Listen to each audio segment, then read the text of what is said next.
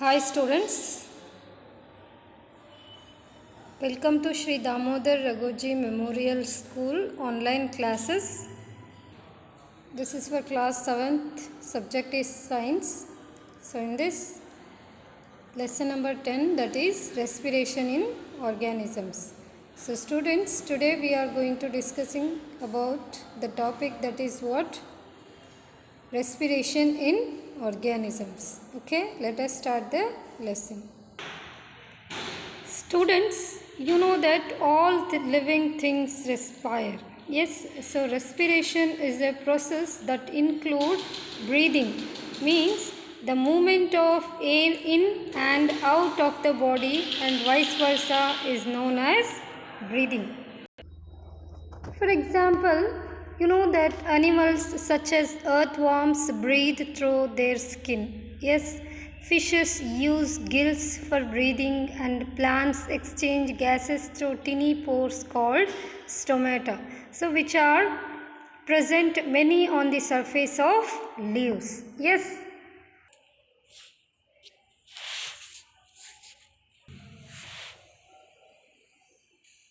As you know students, you know that the all living beings are made up of cells. Yes. So we human being, plants and animals which are made up of cells. Okay. So all organisms are made of small microscopic units that we are called as what? Cells. A cell is the smallest structural and functional unit of an organism, and each cell of an organism performs certain functions such as nutrition, transport, excretion and reproduction. Yes, so to perform these functions the cell needs energy. Even when we are eating, sleeping or reading, we require energy. But where does this energy come from? Can you say why your parents insist that you should eat regularly? And the food has stored energy, so which is released during the respiration. Okay.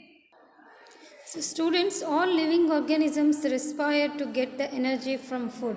So during breathing, we breathe in air, and you know that air contains oxygen. Yes. So we breathe out air which is rich in carbon dioxide, and the air we breathe in is transported to all parts of the body and ultimately to each cell. So in the cells, oxygen in the air helps in the breakdown of food. So finally, what is the meaning of respiration is here students.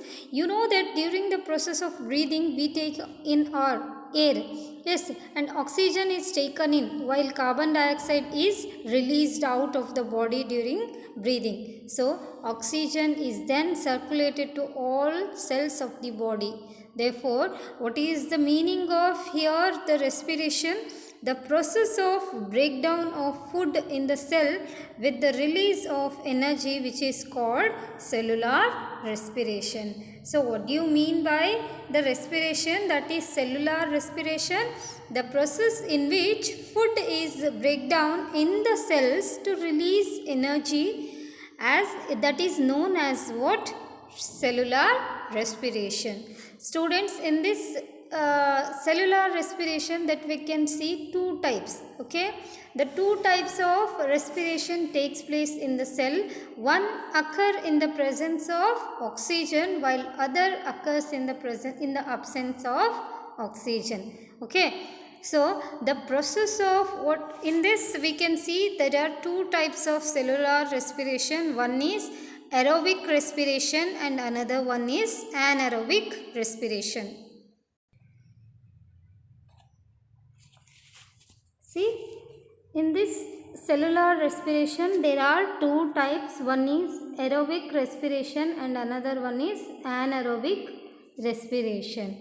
Okay, so what is mean by aerobic respiration? The process of breakdown of food in the presence of oxygen, which is known as aerobic respiration. Okay, so it takes place in all organisms and leads to the production of carbon dioxide, water and energy. Okay, so students, what is mean by cellular respiration? Cellular respiration is the process in which the food is break down in the cells and to release the energy. Breakdown of food and releasing of energy, this process is known as cellular respiration.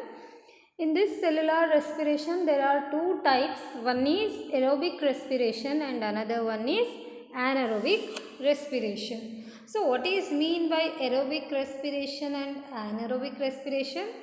So, we will see that the aerobic respiration, which is nothing but the process of breakdown of food in the presence of oxygen, is known as aerobic respiration. So it takes place in all organisms and leads to the production of it. In this process, what are the products will produced? That is carbon dioxide, water and energy. So here you can see that this is a food, that is glucose. Our food, after the digestion, the food will convert in the form of glucose. Okay, so in this cell, it will be with the help of oxygen, the glucose get break down and produce carbon dioxide, water and energy. Okay, so what is mean by anaerobic respiration? The food, that is the glucose, is also broke down in the absence of oxygen. This process is known as anaerobic respiration. Aerobic means the presence of food breakdown in the presence of oxygen. Anaerobic respiration, the food breakdown in the absence of oxygen. So in this case, what is the productions occur? So it occurs in organisms such as yeast. Okay, yeast is a type of microorganism. Okay, so in this yeast microorganism, we can see this anaerobic respiration. Okay, so in this process, what leads to the production? That is alcohol or the lactic acid will produce along with energy and carbon dioxide. Okay, so breakdown of food, which is nothing but the releasing of energy. Okay, so in this aerobic, what will happen? Use oxygen, with the help of oxygen, the glucose will break down.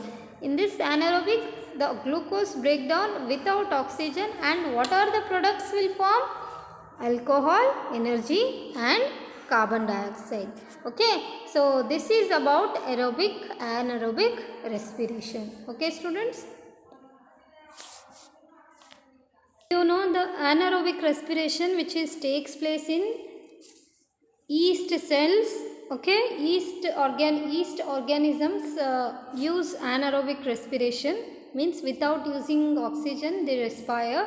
Whereas along with this yeast, we can see other one, that is our muscle cells are there. No, our muscle cells can also respire anaerobically, means they didn't use oxygen for the production of energy.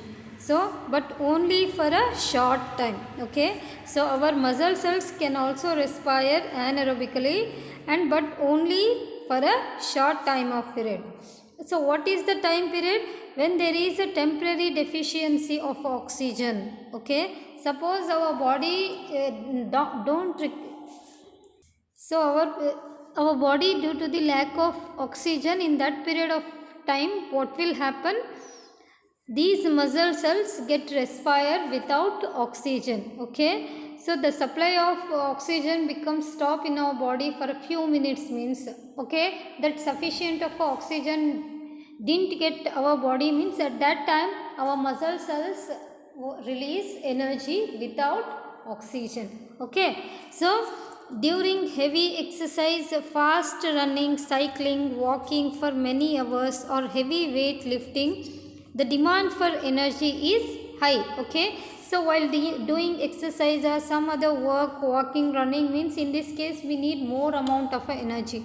Okay, so the supply of energy may be deficit, means it could not to be possible to supply the energy. Yes, and in such condition, what will happen? These muscle cells release energy without oxygen. Okay, so but the supply of oxygen to produce the energy is limited. Then anaerobic respiration takes place in the muscle cells to fill the demand of energy. Okay, so in this period of time what will happen? The glucose again break down and what will produce? Lactic acid and energy. Okay, in this what are the products will form? Lactic acid and energy. Okay, anaerobic respiration takes place in yeast cells and also muscle cells. Okay, while doing heavy exercise we need more amount of oxygen. Okay, so due to the lack of oxygen, our muscle cells release energy, the breakdown of glucose and produce lactic acid. So due to this reason what will happen? We get pain after doing exercise or running or walking. Our legs or our muscles get pain with the muscle cramps. Okay, so why? Because of this releasing of lactic acid. Okay, it causes our body and may get pain, we get feel of the paining. So in that period of time we need to bath with hot water. Okay, so next is what?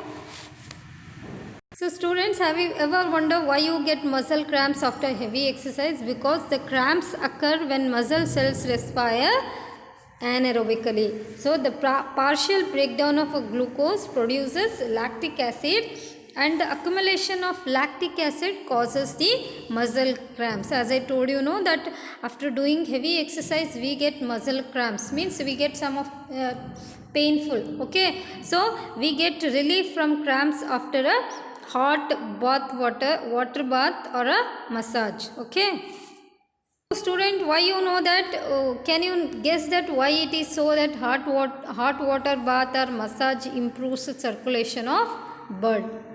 Okay, so why we bath after doing many exercise with hot water means because of, so what will happen? The massage, this hot water bath or the massage improves the circulation of blood. As a result, the supply of oxygen to the muscle cells increases. So due to the increasing the supply of oxygen, the result in the complete breakdown of a lactic acid into the carbon dioxide and water. Okay, here once again see the difference between the aerobic and anaerobic respiration. Aerobic respiration, it occurs in the presence of oxygen. Anaerobic respiration, it occurs in the absence of oxygen. And aerobic respiration involves the exchange of gases between an organisms and outside the environment. Here anaerobic respiration, exchange of gases is absent. It occurs in the cytoplasma and mitochondria. So what are these cytoplasma and mitochondria? These are the parts of the cells. Okay, as I told you that our living organisms are made up of cells. Okay, so in this cell we can see these parts, that is cytoplasma and mitochondria. So anaerobic respiration, it occurs only in the cytoplasma, not in mitochondria. Okay, it always release carbon, that is carbon dioxide and water. That is in anaerobic respiration the productions always carbon dioxide and water. And next is what? End products may vary. Maybe in this anaerobic respiration it may be a changes. Okay, so in yeast cells what will happen? What are the products? That is alcohol will produce. So in muscle cells we can see that lactic acid produce. So therefore variations that we can see in the products. Okay, next is what? It yield 36 ATP. So here ATP means what? Adenosine triphosphate. Okay, so the food which is the energy which is released in our body, no, that energy to be stored in the form of ATP, where in the mitochondria which is present in the cell. Okay, so and it yields 2 ATP. Okay, so next is example for aerobic respiration is what? A cell in our body. Okay, and next is example for anaerobic, that is yeast and muscle cells. So let us know about more, that is ATP here. So ATP is the universal unit of energy, okay, used in all living cells, and it is the very basic molecule which meets our energy needs and is formed in the later step of glucose oxidation, okay. Students, you know that yeast performs the process of anaerobic respiration, okay, which leads to the production of alcohol by incomplete breakdown of a sugar. So it is for the reason the yeast is used in the production of wine and beer, okay. Why? Because these yeast will produce the alcohol, okay. So here what? Next is the anaerobic conversion of sugar to carbon dioxide and alcohol by yeast, which is called as what? Fermentation, okay. So the conversion of sugar to the carbon dioxide and alcohol by yeast. So this process which we are called fermentation. Okay, so students, you know that yeasts are the eukaryotic microorganisms and which classified in the kingdom that is fungi. Okay. So with 1500 species currently described, that is estimated to be 1% of all fungal species. So what are these fungi and all that? These are the microorganisms, the group of microorganisms. So yeasts are the unicellular. Unicellular means in this yeast we can see only one cell.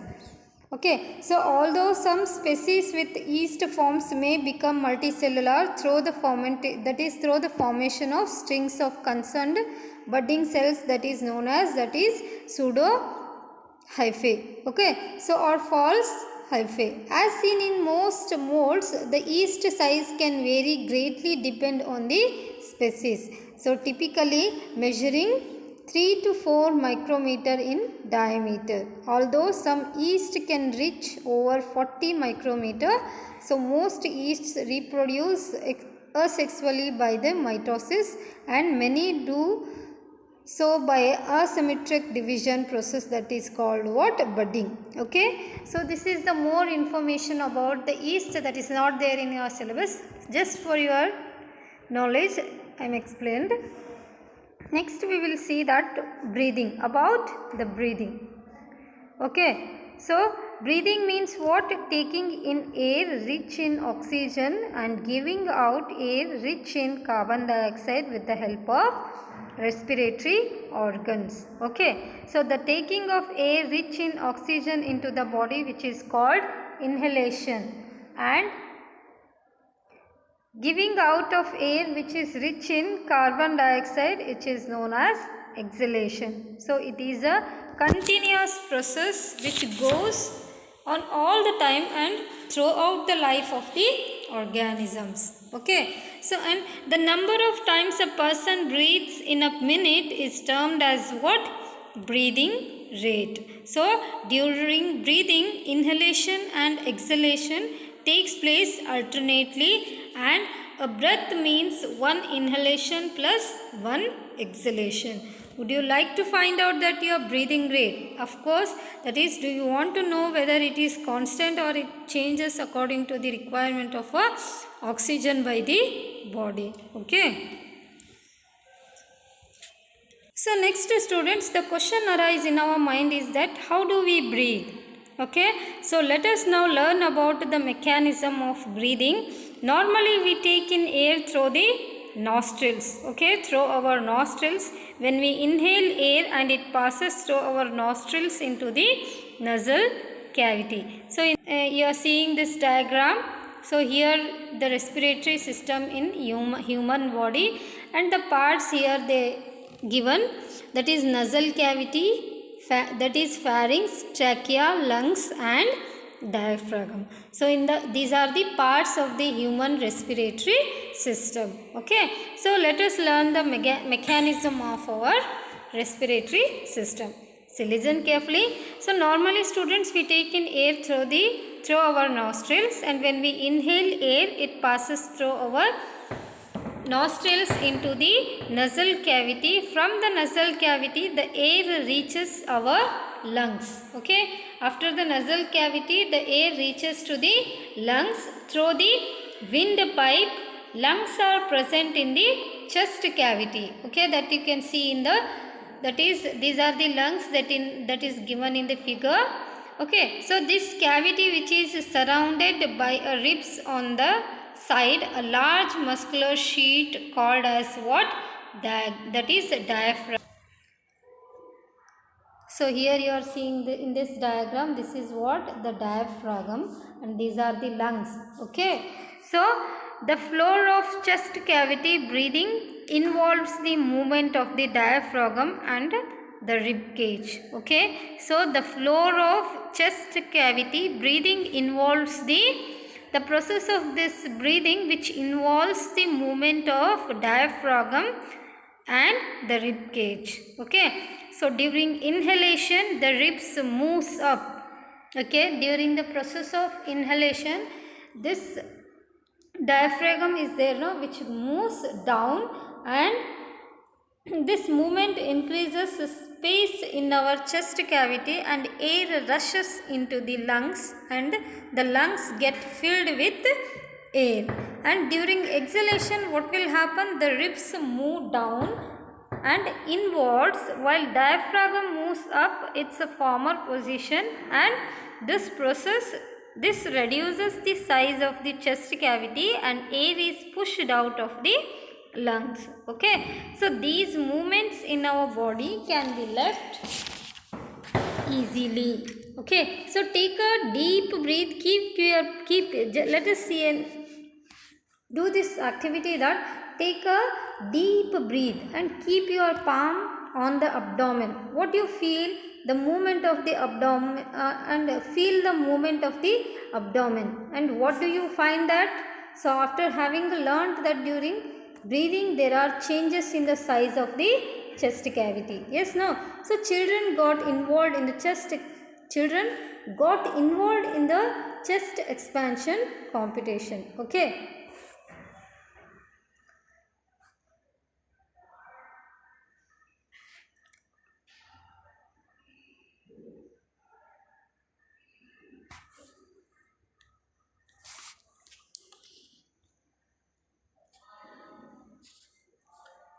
Here what is the process of breathing? So here you have learnt that how the mechanism in a human respiratory system.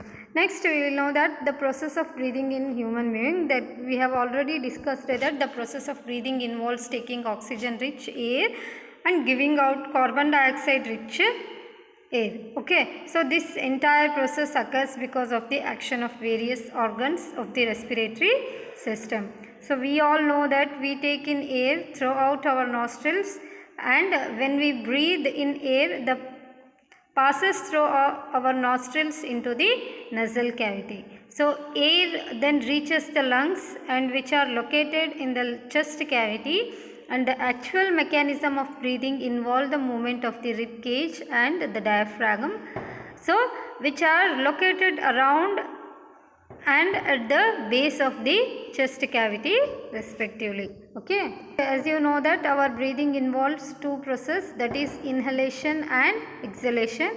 During inhalation the diaphragm moves down and the ribs move upward and outwards, so thereby increasing the space in the chest cavity. This leads to the movement of air inside the lungs.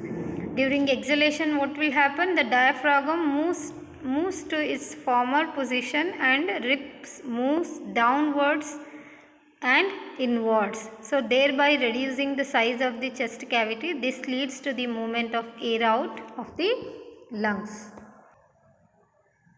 So students, the continuation of this lesson that we will see in next video. Okay, until that read this portion.